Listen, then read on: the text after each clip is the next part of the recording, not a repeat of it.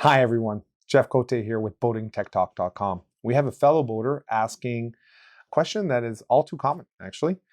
Donald asks, Jeff, when I'm at anchor with my anchor light, nav lights, and radar on, my engine is not running. Yeah, makes sense.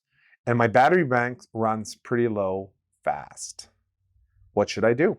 And Donald keeps going and asks, is it time to replace my radar since I'm not sure where the big draw is coming from? Or is there a better way or a different solution? Okay. Well, first thing is what you want to know as a boater before you make that decision would be to have probably a battery monitor installed on your boat. Because you want to quantify what sort of pain you have, right? You can take a guess and you can spend money replacing a radar. And certainly there are radars, modern radars, that draw half the power of old traditional radars. So there are certainly the modern radars, depending on which one you get, you can have significant power savings. But radars are not a couple $100. They're thousands of dollars.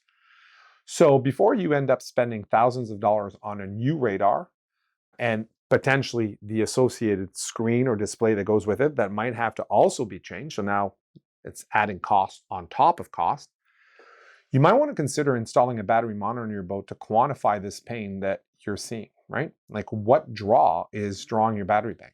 Now, we've got to remember the challenge with a radar or, for example, an anchor light is that they're on all the time. Whenever the switch is on, it's not like a fridge. You turn a fridge on, the fridge might be powered, but the compressor might not be working.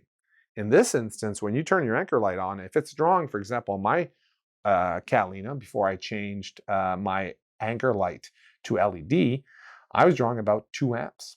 2 amps for 10 hours is 20 amp hours. 20 amp hours is a significant load on a boat.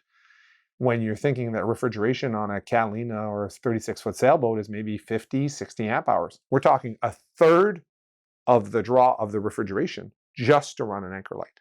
So one other thing you could look at is changing the LED bulbs in your anchor light, changing, again, the navigation lights if they're turned on at night. Also, you could change those to LED as well. And a battery monitor would allow you every time you turn a circuit on to see what the draw is, and then also see what the draw is from the radar.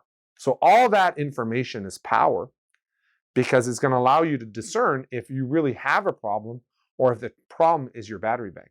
It's very possible that your battery bank might be too small for all those loads. And even if you spent thousands of dollars on changing a chart plotter and a radar to have a modern one that is more power efficient, you're still not going to have enough.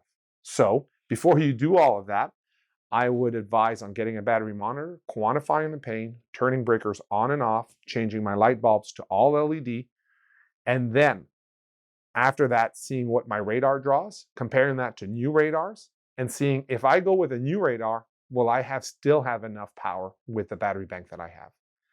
And then it might make sense to go with a new radar. Certainly, when we're designing navigation systems for fellow boaters like yourselves, and I'm considering what radar to put on a boat that's going to go offshore, that's going to have the radar on, and let's say, for example, the nav lights on for 10, 12 hours at night, I'm definitely going to be leaning towards a radar that is more modern, that has half the power draw than what the traditional radars would be doing. Because I'm thinking, well, if it's drawing 5 amps, it's 5 amps times 12, that's 60 amp hours at 12 volts. That's a lot of power to just be running a radar. If I can half that, great.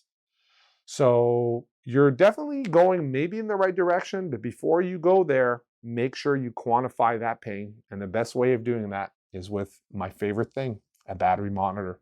Victron makes them, Xantrax make them. There's tons of different, Balmar makes one. There's a lot of different players in this space. Find one, and if you're curious, we've got a whole sections on battery monitors on our website.